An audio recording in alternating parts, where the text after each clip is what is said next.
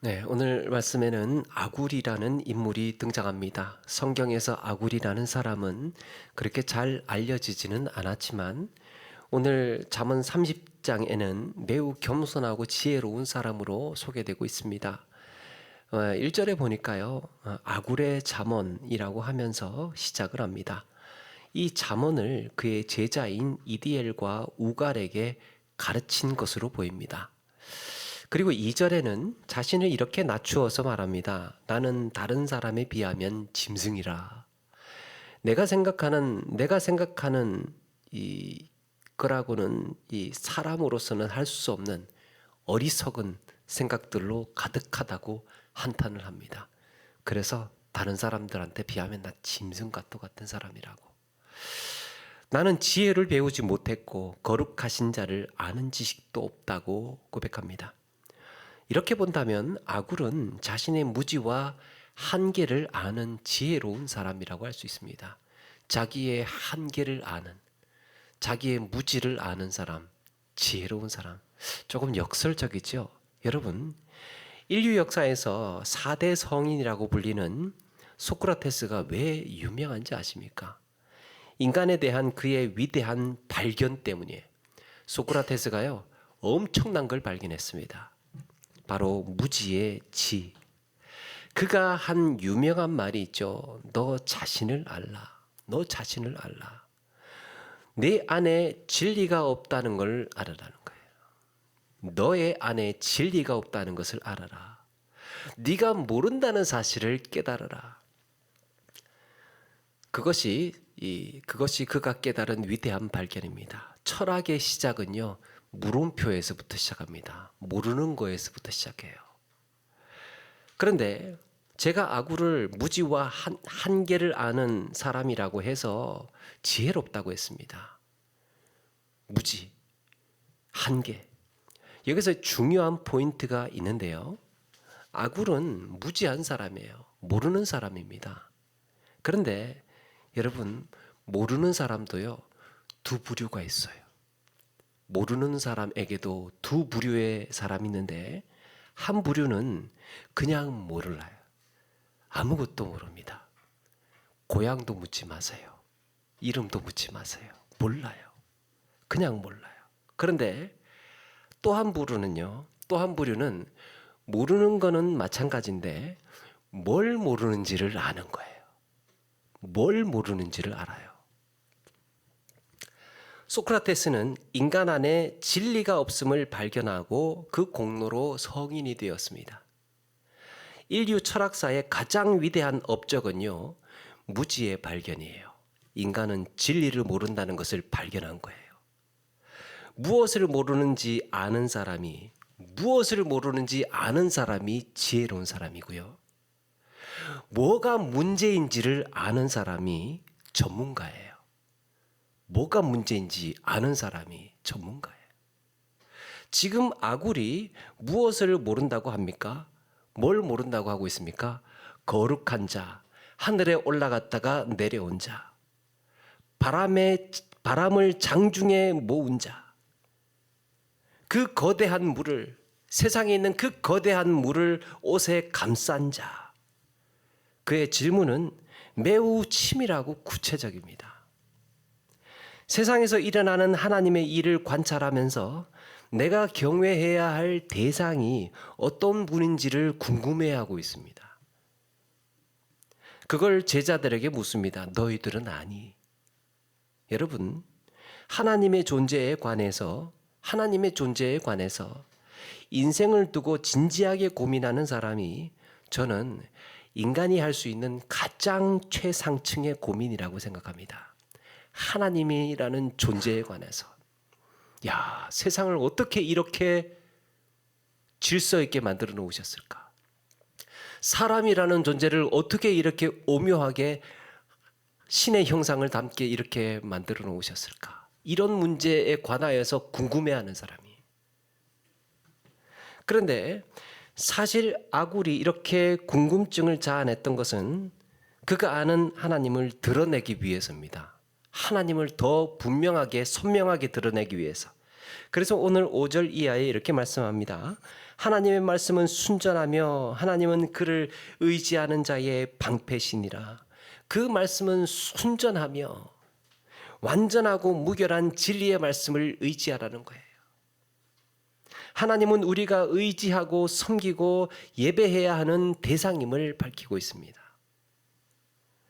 지혜로운 아굴은 자신이 사는 날 동안 꼭 하나님께 구하고 싶은 것이 있습니다. 얼마나 중요했던지 내가 죽는 날까지 하나님 앞에서 이 마음으로 살고 싶습니다. 죽는 날까지. 아굴은 그의 간절한 기도를 통해서 우리가 살면서 하나님 앞에서 어떤 기도를 끊임없이 드려야 하는지를 말씀하고 있습니다. 여러분, 그러고 보면 대부분의 기도는 단회적인 거예요. 대부분의 기도는. 그러니까 간단한 구조입니다. 기도하고 응답받으면 끝나는 거잖아요. 기도했어요. 응답받았어요. 끝이에요. 심지어는 해결이 되면 잊어버려요. 이 지난해에 했던 기도를 간절했던 기도가 어느샌가 모르게 해결이 되었는데 지금은 잘 기억하지 못하는 것처럼 단회적입니다. 그런데 오늘 아굴의 기도는 죽는 날까지 끊임없이 하나님께 매달려야 하는 기도예요. 죽는 날까지. 내가 사는 날 동안 이 기도를 거절하지 마시옵소서. 평생 기도의 끈을 놓치지 않고 계속해서 해야 하는 이런 특이한 기도도 있습니다. 간구하고 응답받으면 끝나는 것이 아니고 내가 죽는 날까지 끊임없이 붙들고 있어야 하는 기도의 제목이 이거라는 아굴의 기도의 특징이에요. 이렇게 사는 날 동안 끊임없이 하나님을 붙들고 간구하는 기도가 뭐라는 겁니까? 두 가지인데요. 하나는 8절에 헛된 것과 거짓말을 내게서 멀리하옵시며 헛된 것과 거짓말을 내게 멀리하옵시며 이 헛된 것은 사람 앞에 하나님 앞에서의 가식을 말합니다. 헛된 것. 가식이 무엇입니까? 없는 데 꾸미는 거지요. 없는 데 꾸미는 거예요. 아닌데 그런 거인 척하는 거예요. 헛된 것. 속은 없는데 겉은 화려한 척하는 겁니다. 속은 그렇지 않은데 겉으로만 의도를 가지고 보여주는 겁니다. 대표적인 예로 예수님은 서기관들과 바리새인들의 외식을 말씀하셨습니다. 주님은 그들을 가리켜서 말만 하고 행하지 아니하며라고 하셨습니다. 말만 하고 행하지 아니하며. 그러니까 지식으로는 안 하는데 속에는 그게 없으니까 행동으로 나오지를 않는 거죠. 어떻게 했길래 행하지 않는다고 하셨을까? 어떻게 했길래? 마태복음 23장 5절에 보니까요. 그 경문띠를 넓게 하며 옷수를 길게 하고 그랬습니다. 경문띠를 넓게 하고 옷수를 길게. 경문은 성구가 들어있는 네모난 작은 상자를 말합니다. 네모난 작은 상자. 저분 이마에 달려있는 거. 거기에 가죽끈을 매달아서 이마에 매거나 팔에 칭칭 감아서 손으로 쥐고 있는 거예요. 경문띠가 이렇게 매거나 감는 것을 말합니다. 히브리어는 테필린이라고 합니다. 그리고 옷술이라고 했어요. 옷술은 탈릿이라고 하는 숄이 있습니다. 유대인들이 기도할 때 이 숄을 두르고 하는 기도 숄이에요. 그런데 그 숄 귀퉁이에 지금 저분이 뭔가를 이렇게 붙들고 있어요. 뭔가 실을 잡고 있어요. 끝에. 오징어 다리 마냥 특히 긴 두 개의 옷술이 있어요. 이걸 찌찌뜨라고 합니다. 옷술. 유대인들은 기도를 할 때 이걸 붙들어요. 하나님을 의식하는 거예요. 하나님의 손을 붙드는 거예요.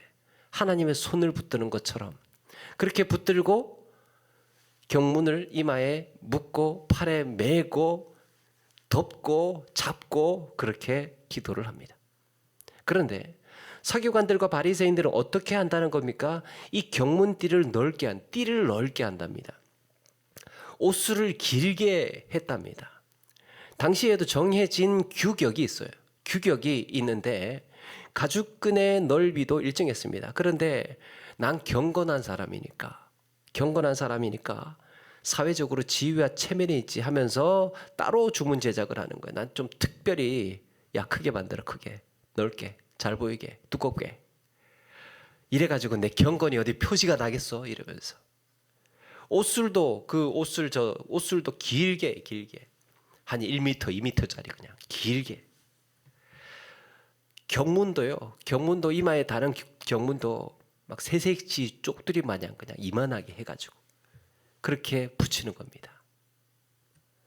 바리새인이라는 게 금방 표시가 나도록, 서기관이라는 것이 멀리서도 알아볼 수 있도록. 경문의 가죽끈 넓이도 1cm 정도면 되는데 두껍게 해서 그냥 가죽 벨트 같이 팔뚝이 징징 감는 겁니다. 이 정도는 두꺼워야 된다는 거예요. 이게 무엇입니까? 사람에게 보여주기식의 영광이에요. 사람에게 보여주기식. 내면에 있는 내용보다 더 앞서가는 거예요. 그런데 하나님이 기뻐하시는 영광은 아니었습니다. 그걸 빈 영광이라고 그러죠. 허영이라고 합니다. 주님은 이를 가리켜서 기도하지 않는 거래요. 기도하고 한다고 말만 하는 거지 기도하는 척이라고 하는 거예요. 여러분, 지금 아굴이 구하는 것이 무엇입니까? 이런 헛된 것을 멀리하게 하옵소서. 이런 헛된 것을 멀리하게 하옵소서. 속에 있는 내 안에 있는 내실과 겉으로 드러나오는 배어 나오는 것이 이렇게 자연스럽게 배어 나올 수 있도록. 비록 경문을 달지 않더라도, 때로는 옷술이 없다 하더라도 온 마음으로 하나님을 향한 기도를 소망하고 있습니다.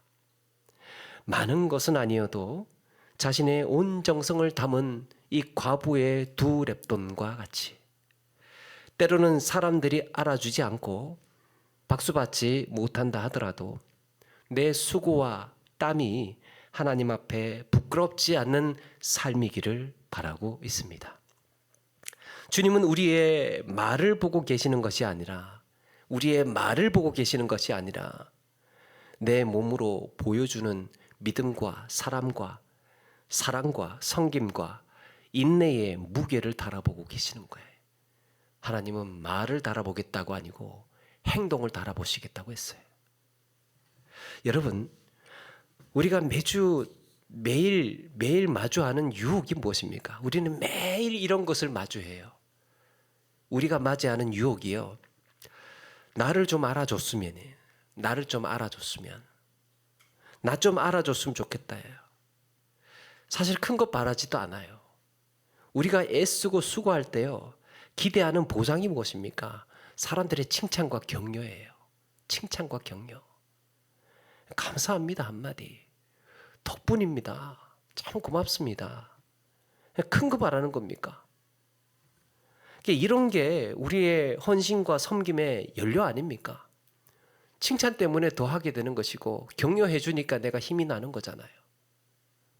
그런데 아굴이 바라는 기도는 사람들의 칭찬과 격려도 좋지만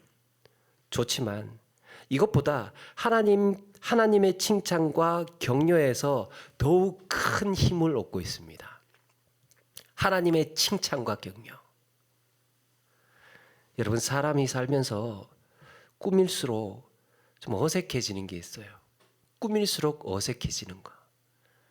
꾸밀수록 좀 취해진다고 해야 되나? 그게 뭐냐면 하나는 멋이에요. 멋은 자연스러워야 되는데 뭔가 자꾸 멋을 내려고 의식을 하려고 하다가 보니까 이게 멋이 좀 안 나는 것 같아요. 멋은 자연스러울 때 가장 멋있잖아요. 또 하나가 맛이에요. 맛을 내려고 하니까 맛이 안 나요.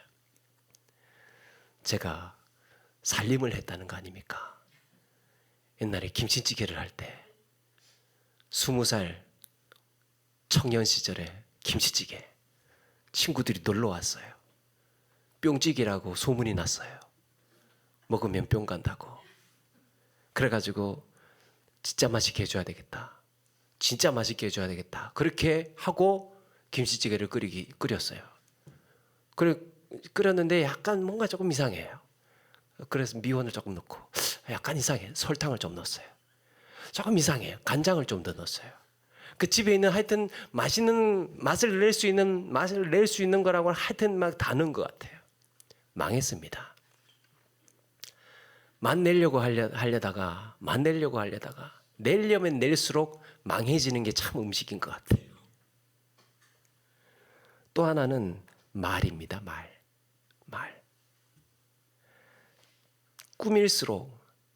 꾸밀수록 잘하려고 꾸밀수록 이상하게 진실하지 못하게 들리는, 뭐 잘하려고 할수록 뭔가 조금 약간 좀 세련돼 같기는 하지만 좀 이상하게 들리는.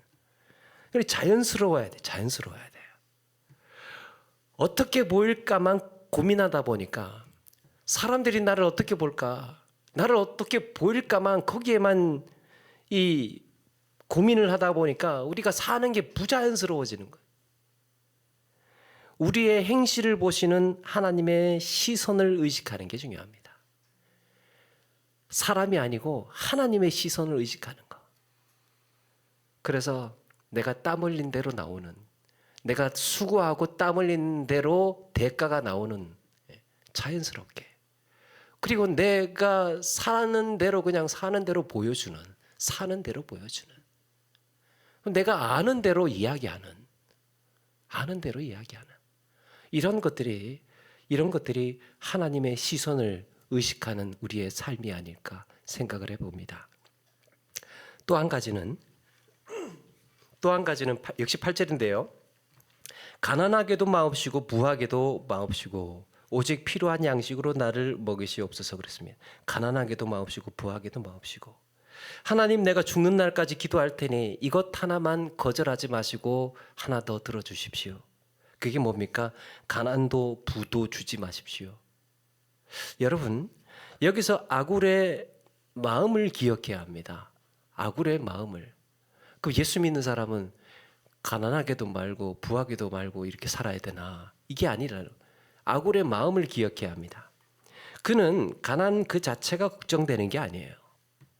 가난이 불편하고 고생스러운 정도가 아니라 당장 먹고 살 길이 막막해서 무언가 빼앗고 훔쳐야 하는 날이 오면 그때 내가 하나님을 어떻게 보나, 오늘 당장 내 눈앞에 펼쳐진 이 하루를 살아내기 위해서 하나님의 이름을 욕되게 할까, 그걸 두려워하고 있습니다. 이 가난이라는 말을 사전에서 한번 찾아보니까요,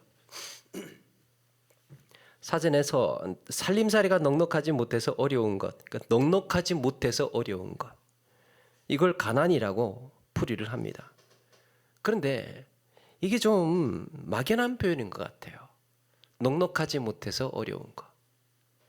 말씀에 비추어 보면요, 여기서 말하는 가난은, 성경에서 이걸 이렇게 말하는 가난은 윤리적인 문제예요. 죄성을 가진 우리 인간들은 대부분 내가 가진 재산보다 내 기대 재산이 더 커요. 내가 가진 것으로는 내 욕망의 비용을 충당하기에는 늘 부족합니다. 좀 더 좋은 집, 좀 더 좋은 옷, 좀 더 좋은 것을 갖고 싶어 해요. 그 최고의 것을 가졌잖아요. 최고의 것을 가졌으면 이제는 한 개 더 갖고 싶어 해요. 2개 더, 3개 더, 양으로. 이게 무슨 말입니까? 돈이 아무리 많은 사람도요, 자기 돈은 늘 모자라요. 돈이 아무리 많아도 자기 돈은 모자란다고 느낍니다. 그래서 사람은 누구나 가난의 인자를 가지고 있어요. 모자라요. 돈이 많은 사람도 지금 힘들어서 허덕허덕하면 가난한 것 아닙니까? 아무리 돈이 많아도 내가 넉넉하지 못하고 사는 게 어렵다고 느끼면, 아무리 돈이 많아도 사는 게 어렵다고 느끼면 그게 가난한 거예요. 그보다 훨씬 가진 것이 없어도요, 큰 불편을 못 느끼면 그럼 가난한 거라고 할 수 없겠지요. 그러면 이런 넉넉하지 못함을 극복하기 위해서 어떻게 하는, 넉넉하지 못함을 극복하기 위해서 어떻게 합니까? 어떤 사람은요, 시간이 좀 걸리더라도 계획을 세우고 성실하게 땀 흘리고 수고를 해요. 그럼 시간 좀 걸리더라도. 그럼 내가 목표하는 바가 있으니까, 내가 또 원하는 바가 있으니까 성실하게 일을 합니다. 내가 원하는 것을 얻으려는 의지가 강하면 강할수록 더 노력을 하겠죠. 그렇게 내가 이루어 놓은 만큼 감사하고 거기서 행복을 찾습니다. 그런데 이런 소유에 대한 욕심을 견디지 못하고 정직과 성실의 벽을 넘는 경우가 있습니다. 거짓으로 이익을 취한다든지, 살짝 거짓말을 해서 이익을 취한다든지, 타인을 속여서 피해를 주거나 정당하지 못한 이득을 얻는 경우, 내 가난의 충동이 도를 넘어서 말씀을 거스르고 하나님 앞에 죄를 범하게 될까 봐 아굴이 두려워하고 있는 겁니다. 아굴이 하는 것이 이거예요. 하는 기도가 이겁니다. 가난해질까 봐 두려운 것이 아니고, 그렇게 되었을 때 인간의 연약한 욕심이 하나님 앞에 범죄하게 될까 봐. 반대로 부하게 되면 어떤 위험이 기다리고 있습니까? 부유해지면 9절에 혹 내가 배불러서 하나님을 모른다, 여호와가 누구냐 한다는 거예요. 하나님이 없는 배부름, 하나님이 없는 만족을 교만이라고 합니다. 하나님이 없는 배부름, 하나님이 없는 만족, 교만. 배고프다고 모자르다고 느끼면 탐욕이 고기를 들고요. 채웠다 싶으면 교만이 또 인간을 넘어뜨립니다. 이렇게 여러분, 가난이라는 말은 도대체 언제부터 생겨난 것일까 생각해 보셨습니까? 혹시 가난이 언제부터 생겨났을까요? 아담과 하와는 돈 한 푼 없이 살아도 아담과 하와가 가난했다 이렇게 말하지는 않지 않습니까? 옷이 없어가지고요, 나뭇잎 가리고 살았어요. 그래도 가난하다고 이야기하잖아요. 아담과 하와를 가난하다고 말하지 않습니다. 인간이 여러분 언제부터 가난이 생겨났는지 아십니까? 욕심내면서부터예요. 욕심내면서. 아담과 하와가 선악을 알게 하는 나무 열매를 따먹는 순간 그들은 가난해진 겁니다.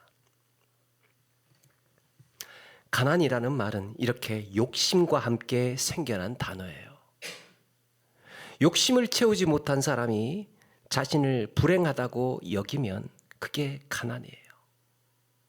또 욕심을 채워도 더 이상 아쉬울 게 없다고 느끼면 그게 교만입니다. 인간에게 욕심이 기준이 되면 인간은 불행해져요. 인간은 가난으로 기울어지기도 하고, 욕심이 기준이 되면 교만에 치우치기도 합니다. 많이 가졌으면 많이 가졌다고, 적게 가졌으면 적게 가졌다는 열등감에. 여러분, 심령이 가난한 자 복이 있다 그랬죠. 심령이 가난한 자. 잃어버린 하나님을 되찾는 거예요. 내 안에 주님이 계시지 않기에 가난하다는 걸 알고, 내 안에 주님이 계시지 않기에 가난하다는 걸 알고 주님을 찾아온 자들을 주님은 복이 있다고 하셨습니다. 그래서 아굴은 그가 사는 날 동안 끊임없이 기도했던 것은 타락한 인간이 욕심에 휘둘려서 늘 굶주린 자로 살거나 내게 채워진 것이 탐욕뿐이어서 교만한 삶으로 변질되지 않기를 기도하고 있습니다. 하나님의 말씀이 내 삶의 중심이 되어서, 하나님의 말씀이 내 삶의 중심이 되어서 하나님을 두려워할 줄 알고 거기에 순종하며 살기를 원합니다. 기도하고 있습니다. 여러분, 인간에게 사실 어떻게 보면 욕심이라는 거요, 이게 꼭 굳이 나쁜 것만은 아니라고 생각합니다. 욕심. 이왕이면 건강하게 살려는 욕심, 이왕이면 좀 더 잘 살고 싶은, 좀 더 좋은 환경에서 살려는 욕심, 또 좀 더 좋은 것을 누리고 싶어 하는 욕심, 뭐 잘못됐습니까? 좀 더 잘 살고 싶은 욕심, 이건 누구에게나 있어요. 하다못해 가장 기본적인 것, 살고 싶은 욕심도 있잖아요. 살고 싶은 욕심. 가장 기본적인 거. 그런데 욕심이 위험해지는 순간은 하나님을 떠난 욕심일 때는 위험해집니다. 창조 질서와 하나님의 말씀을 떠난 욕심은 죄를 생산하게 됩니다. 죄를 생산하게 됩니다. 그런 죄가 장성해서 사막을 낳는다 그러잖아요. 그러므로 우리가 사는 날 동안 늘 염두에 두어야 하는, 놓치지 말아야 하는 기도는 성실과 정직을 무시한 하나님 없는 영광을 멀리하게 하시고, 땀 흘리고 수고하지 않으면서 내가 얻어낸 것에 대해서 두려워하게 하시고, 가난해도 부해도 언제나 하나님께서 내 삶의 중심이 되시기를 기도해야 할 줄로 믿습니다. 매일 우리에게 다가오는 유혹 때문에 그래요. 사람들의 칭찬과 격려도 좋은 것이지만 그보다 하나님의 은혜가 내 삶의 동력이고 소망이고 기쁨이 되어야 할 줄로 믿습니다. 좀 못 알아주면 어떻습니까? 박수 좀 덜 받으면 어떻습니까? 우리가 의식하고 있는 하나님이 너 잘했다, 너 그거 잘 선택한 거야, 너 그거 잘 판단한 거야, 너 그 행동 아무도 모르지만 내가 알고 있어, 내가 보았어. 여러분, 우리가 그 믿음으로 살지 않습니까? 우리의 연료는요, 우리의 동력, 우리의 힘, 우리의 에너지는 하나님이 주시는 은혜에서부터 공급받는 거예요. 그래서 무지하고 연약한 우리의 인생, 이 땅에 사는 날 동안 이 아굴의 기도 늘 기억하시고, 가끔 생각날 때 뭐랬더라, 다시 한번 아굴의 기도를 한번 찾아가 보시고, 잠언 30장 7절에서 9절 묵상하시면서 늘 이런 기도가 우리의 삶에 아름답게 잘 젖어들어서 신실한 신앙의 삶을 살아가시는 저와 여러분 되기를 주의 이름으로 축원합니다.